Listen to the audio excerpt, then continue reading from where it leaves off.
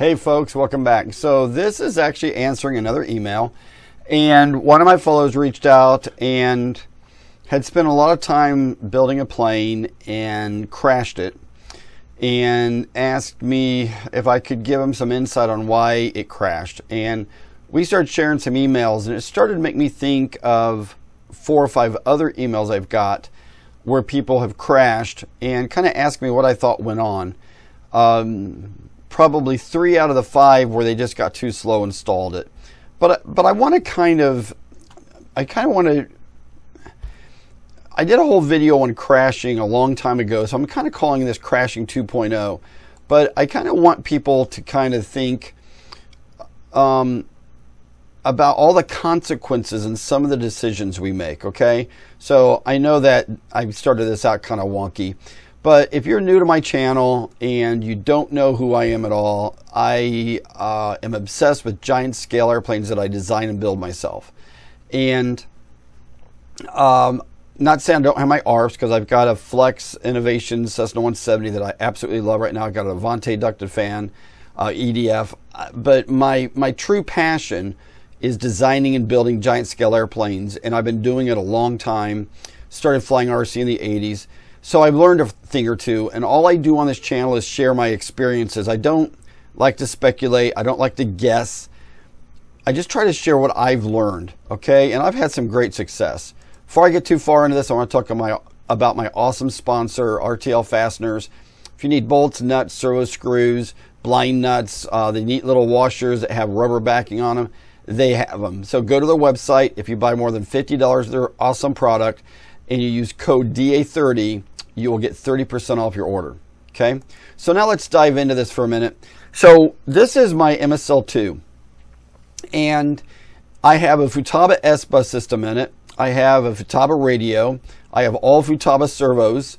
I have 2 batteries going through 2 voltage regulators, stepping down to about 6.5 volts is what I run my system at. But something I want people to think about is the consequences we make when we're laying out our radio system in an airplane. Now, this is the kind of riser diagram of the C-130 I designed, and it was going to have over 26 servos. But you really need to think about the load those servos are putting on your circuit, because this one fellow's plane that crashed, I'm almost positive that it was the type of servos he was using, and just his whole setup. But I don't, how do I say this? I don't want anybody to ever think I'm putting anybody down on my channel, because all I try to do is radiate positivity in model aviation, okay? But I want you to think for a minute that if you're going to build a really nice airplane, and what I mean is expensive and nice, and you're going to put, and I hate to use this saying,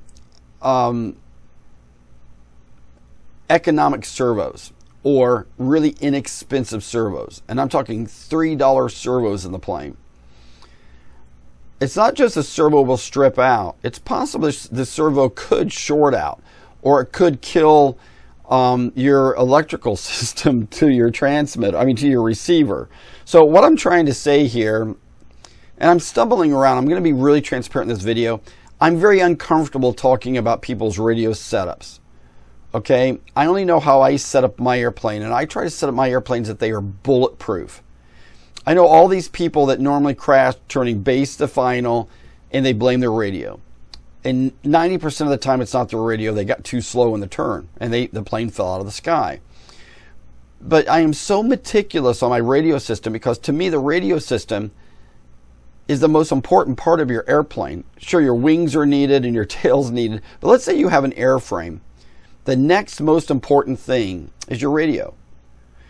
Because if the motor doesn't work, well, you're not going to get off the ground. If your motor dies in the air, you can probably glide back down and land.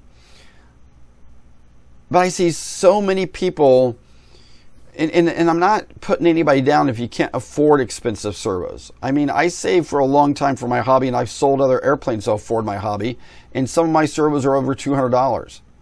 So I'm not trying to judge anybody when I make this video. I'm not putting anybody down for buying the $3 servo. But you need to judge for yourself if you're going to buy a $3 servo and put it into an airplane, and you've got a really good expensive receiver, and you got a couple other expensive servos, but you got one or two really inexpensive servos, like putting a $3 servo on your throttle linkage on a glow plane might not be the greatest thing to do, because if it sticks at full throttle, you're going to be running that thing around like a bat out of hell until it runs out of gas. Okay? So I want to share some tips with you on what I do to have all the successful flights. You know, my MSL1 had over 1,350 flights before I retired it. MSL2's got over 135 flights now. Knock on wood, but I don't have radio issues. I know I probably will now, but I am so meticulous in the way that I treat my airplane, almost like a full-scale airplane, that I just don't have many problems. So here's a little checklist that I hope will help everybody. So I rebind my receiver to the transmitter once a month religiously.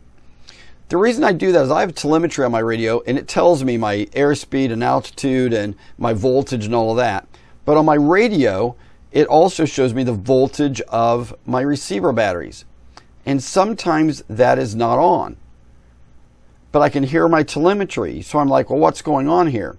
When I rebind my Futaba radio with S-Bus, then it works. So, and that's only happened to me once. So now I rebind every month so that that can't happen. Make sure you're sizing your batteries so you can't get brownouts. Your voltage can't get pulled down to nothing. Okay? Because if your receiver goes offline, it may take a couple of seconds for it to come back online. Okay, look at what your system is rated for. And what I'm talking about is look at what the amperage of the servo is rated for. If it can pull 6 amps at 7.2 volts, then you better make sure that your receiver and all the other wire and everything in there can hold that amperage. Okay, my S-Bus servos actually have telemetry and tell me I can set it at like 6 amps. If it goes over 6 amps, I hear a warning in my ear that I overloaded that servo. Now, I did that only for my test flights to make sure I'd sized my servos for the flying surfaces properly. The next thing is your servo size. Is your servo big enough that it's not going to stall? A stall servo is pulling a lot of amps. Okay? Then you got to look at your cables, and I'm not talking about just the cable. I'm talking about your harness, your connectors. If you're like me, I go to Hanson Hobbies and make my own connectors for everything, and I'm very meticulous. I got some really thick Coke bottle glasses so I can really see every little fiber in there. If you have a connector and you can see copper, an afro of wire coming out of it, all it's got to do is touch one of those other wires, and it's going to kill the power to your servos and your receiver. Okay, and then switches. I don't use switches unless I have to, and if I do, I use industrial, like 12 volt, 40 amp switches you see like in a panel on, the Apollo capsule or some crap. I use big switches. I don't use hobby switches. Now, I'm not knocking them. I'm not saying that I've ever had a problem with them, but my paranoia with the size planes I fly, it scares me. I mean, this plane right here weighs 61 pounds, has a 188-inch wingspan. I love flying it, but I am so meticulous with this radio system. My MSL1, I was the same way, 71.5 pounds, 197-inch wingspan. I was so meticulous with that radio that it was crazy. But here's one last thing I want you to think about. I still use the checklist that, the AMA has the large model aircraft waiver program. It's called LMA 1 and 2, and I've made a whole video on this. I'm not going to talk much about it, except in the document, the 520-A document, you can type in over 55 pounds. I'll put a link in this video, actually, but over 55 pounds, 520-A document, and you will find a link to it, and you open up the PDF, and in that PDF is 3 or 4 pages of checklists, and if you go over this on your airplane the first time you fly it, and once a month go over it with this, and then pick the ones that apply to every time you fly, you should not have any problems flying your planes. So as I shut this video down, when I think of flying my big airplanes, I have a huge responsibility of safety. Okay? But your little 50-inch airplane that's flying 70 miles an hour hitting somebody in the side of the head could kill them just as quick as me hitting them with a 61-pound airplane. Though mine will probably make a bigger splash on the news because it's almost the size of a real airplane. But it doesn't matter what you're flying. You've got to be just... If you don't have OCD, you need to have a little bit of it when it comes to your radio system. Okay? I'm not knocking anybody. I know there's been times I've been completely broke in this hobby and I put junk into some of my airplanes, but I don't put it into a 61-pound airplane. And I don't put it into an airplane that's going to go 80 miles an hour in front of people. If I'm going to fly in a cornfield or something, I might put the junkiest servos I have. But all I'm trying to say is think about what could go wrong. Okay, that's what I'm really trying to get to here. So I hope this video makes sense, everybody. I'm trying to keep it short and sweet, and I'm trying not to judge anybody. But I've had a lot of people reach out to me and say, what do you think my plane crashed? Most of it, you're stalling it.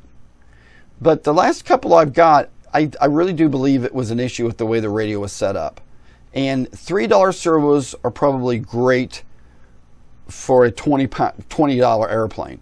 And I'm not knocking the Hobby King servos by any means. I know a lot of people that fly the Hobby King servos. So just because I showed a picture of what Hobby King sells doesn't mean I'm putting it down. I'm talking about using the wrong servo for the wrong application.